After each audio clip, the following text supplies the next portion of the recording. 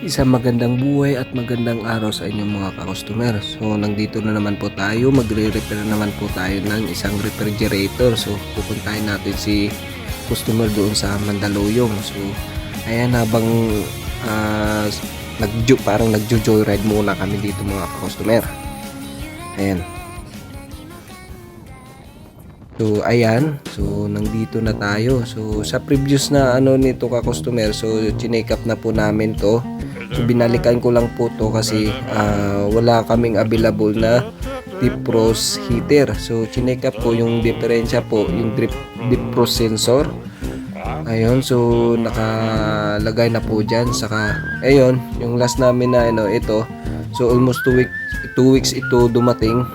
So, in-order ko pa po ito.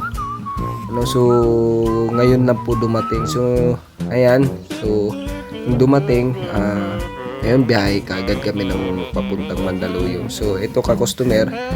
So, pag na ilagay na po ito yung defrost heater, so, chinek up ko po to. Sobrang baba pa ng kanyang resistance, no?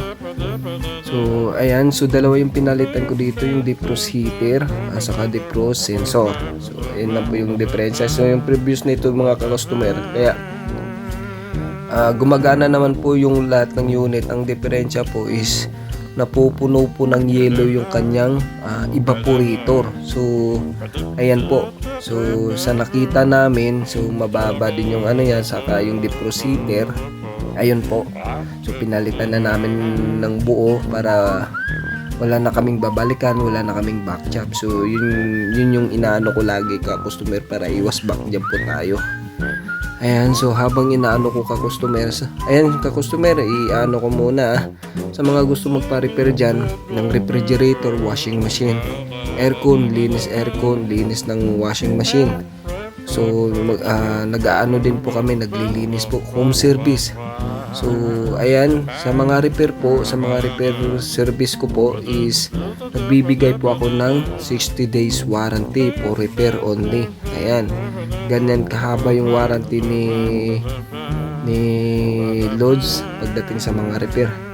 And sa mga paki-share na lang po ng ating video para mas makilala pa po tayo ng publiko na ito yung City Home Aircon Services.